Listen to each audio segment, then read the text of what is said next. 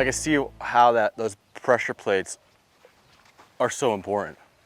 Well, here's what technology has done. I mean, everybody says, is technology good or bad? Depends. The talking heads were talking about this today. Yeah, now this morning. Here's where technology I think is really good. If you know what you're looking for, and you kind of, okay, here's what I want, and then once you get it, then technology helps you to understand if it gets a little off. Where before we had to feel our way through it.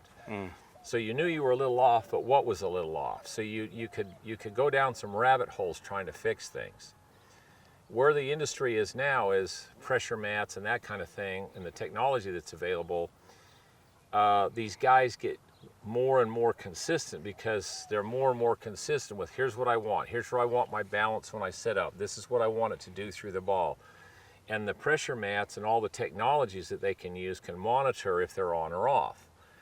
Because your feelings change from day to day too. So another big thing that's interesting is this feel. Yeah, you want to play by feel, but feels change. So if you're looking for the same feeling every day, you're going to be sadly mistaken with this game because it isn't going to happen. So what can happen is you go out one day and it feels a certain way and the pressure mats, everything's working. You go out the next day and doesn't feel right. So what these guys do is they'll check the technology, and the technology says your angle of approach is right, your swing's right, your force numbers are right, everything's good. It just doesn't feel the same. So just go with what it feels like today. Don't fix it. Oh, got you. Where in the past you would have gone, that doesn't feel right, and you fix something that's not broken. So what if you use technology correctly now, what it can do is it can help substantiate, this is what I want to do, I'm on. You can come out and then use it, and I'm on, but it doesn't feel right. That's okay. What does it feel like today when I'm doing it? Well, it feels like this. Well, stay with that. Don't try to find the feel you had yesterday, because feelings come and go. Now, here's what's interesting about you, about everybody playing. The more consistent you are with things over time, certain feelings tend to show up more often than not. So for me personally, I have two basic feelings that show up when I'm good about 75–80% of the time. Now, there's other parts of the time when it's pretty good, but it doesn't feel like either one of those. So the more consistent I am physically, stretching so my body's the same, and the more I warm up the same way, and the more I watch myself, a couple of feelings relative to my swing when it's good tend to show up more than others. But like I say, where technology is helping these guys is they don't end up chasing something that isn't working. So they've got something telling them, here's where your weights, here's where force is going in your feet, and it needs to be here. So then they'll start changing it until, okay, that's it. That's all you need right there. Don't go any further or any less. Or the club's on a certain approach angle, or the face is doing a certain thing. So they don't end up getting too far off, which is why you're seeing more and more players at a higher and higher level more consistently, where before it was a feel issue. So first thing for you, the last thing you want to have happen when you set up to the ball, come on up here. We didn't draw your balance line in on that swing, but you're set up a little bit too much out on your toes. So you're reaching for it. So here's what we're going to do. You stand up, you put the club up in front of you. Now, your knees have got to stay over your ankles, and your hips have got to move back. Okay. Put your knees right there. And your hands are just a little higher. So now you're more right over the center of your feet. You were a little out here and a little further away. So when you get out on your toes a little bit, the tendency first is the club's going to want to go inside, which your shoulders tend to want to turn too flat anyway.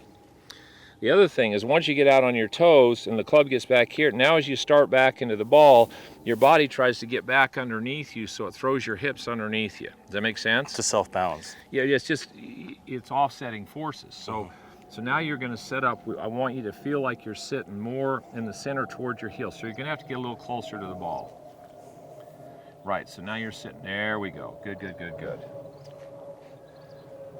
Okay, now when we take it away, again, this right hip, this leg pushes this hip back. So this hip socket's got to move back. So here's what we're going to do first. Set up to the ball. Step your left foot a little closer to the ball. Drop your right foot way back. Further. Good. Now we got your right hip where it needs to get to normally. Now set the club in behind, and then I'll just leave your foot there. Now set the club. You see how far this is out of the way? Mm-hmm. Okay, I want you to take the club back, and I want you to hit me a couple of shots with your hip. Don't worry about your backswing. Just take it back and hit the ball. Now your hip's out of the way. Go ahead and do it again. A little more swing.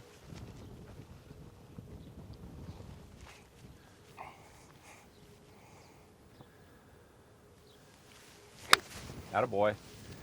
Now preferably I'd like that right foot, when you drop it back like that, until you hit the ball, I'd like to see your right foot, when you hit it, your right foot can roll in this way. It can roll in that way, Okay. in towards this spike that's in here, but this heel can't come off the ground this way. Okay.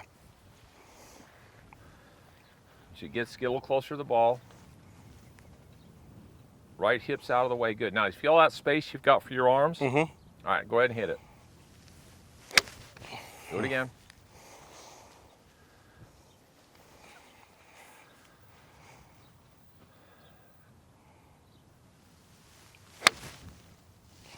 Now, you see how much you want your right foot wants to jump up off the ground? Yeah.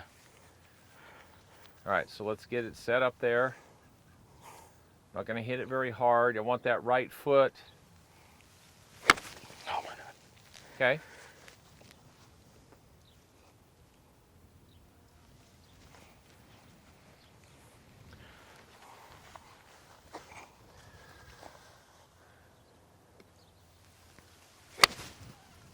Right foot still came up. Mm-hmm.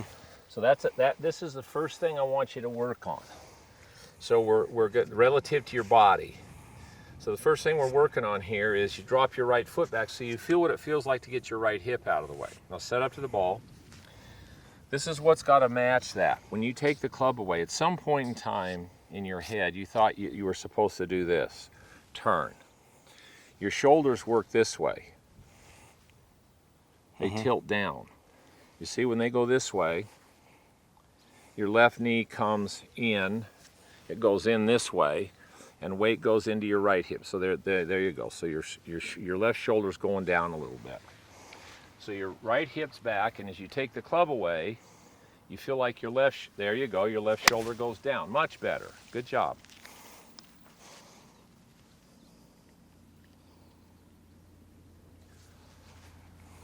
So we drop your right foot out of the way. So your right hip, so you got all that space to hit into.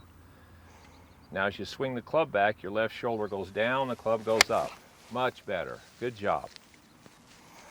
So now your shoulders are turning more at a 90-degree angle to your upper spine angle, where before, when you set up to it, you were reaching for the ball on your toes, the club went a little inside, and your shoulders turned a little flat. Right hip's out of the way, left shoulder goes down, club goes up, run the club into the ball. Much better. Now, again, like I say, you can see how hard it is for you to keep your right foot on the ground. Mm-hmm. So let me see your club.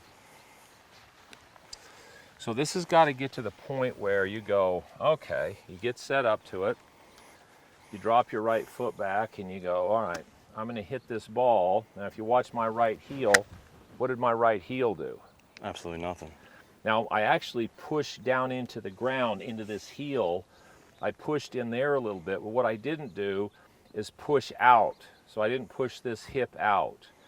That right foot, that spike on the inside of my right foot pushed down and into the ground, and so that rotated this leg down and in, and it kept this knee from going out this way. Now, even the guys on tour who they get here and they look like they go up on their toes, which they do, you can't argue with that. But what they're doing is, if you watch their right hip doesn't go this way like yours was. The guys that go up on their toes, but they're going this way. So their hips are moving away from the ball. I don't want to let you get up. You're new into the game. There's no reason to do it. Most of those guys have been doing that since they were 5 years old. Okay, so you don't want to necessarily change it, but we got to keep this hip from moving up into the ball. So, 1, set up, push your hips back. So your posture, you're a little more in the center of your feet. Then you stagger your feet, and we're going to hit a shot here where the club goes back, this hip's out of the way, your left shoulder feels like it goes down, and you come into the ball, and you hit the ball and that foot doesn't come off the ground.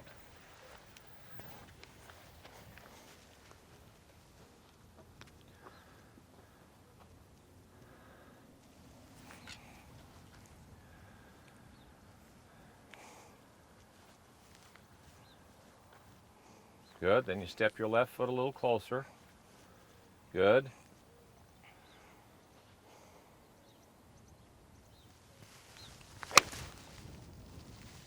See how hard it is for you to keep that foot down?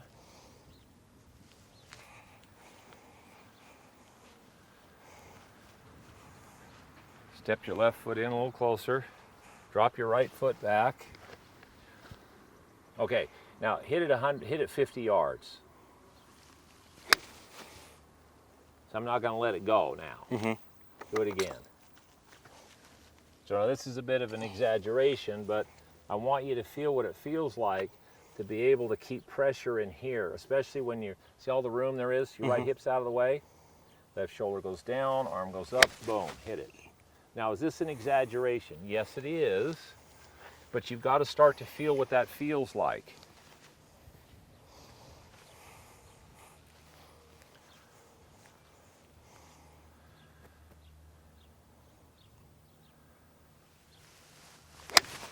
Attaboy, better. Good job.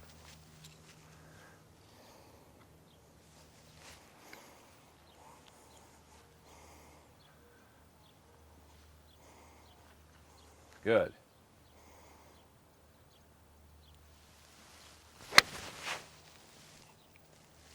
Now, as funny as that feels at first, what are we working on? Well, all we're trying to get a feel for is we're trying to get a feel for what does it feel like to get your right hip out of the way to create some space.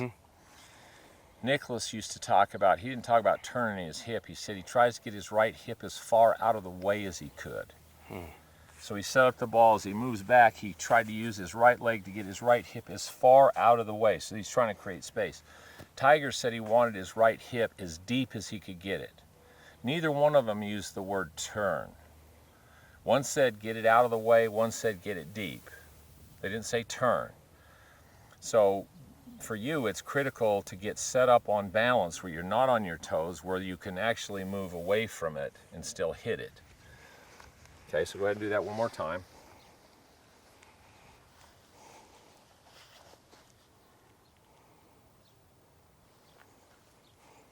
Good.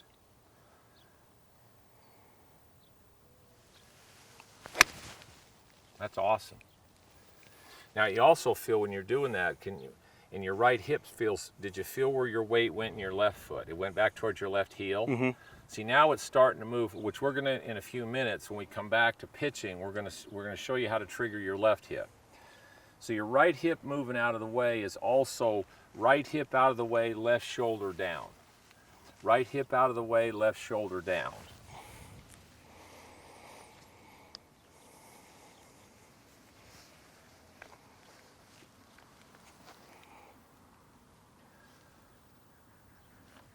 Good. Right hip out of the way, left shoulder down, club goes up, hit the ball. That's good. I mean, that's 10 times better than, but you came up on your, but that's significantly better than you were before. And if we look at that on the video now, as you're coming into the ball, there's a lot more space, so you don't have that jammed up look. So hit one more for me like that, at about that speed.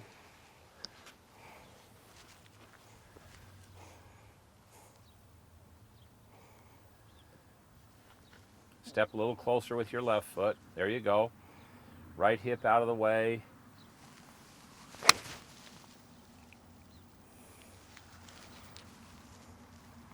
Okay, good job. Now, I'm going to move the camera here because we're going to talk about the next thing that we've got to make sure that you work on, and that's how you work the club, how you release the club.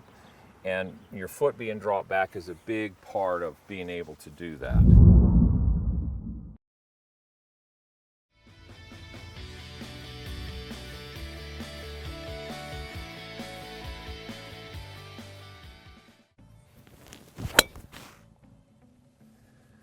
Be sure to subscribe to my channel for regular updates and tips. Thanks for watching.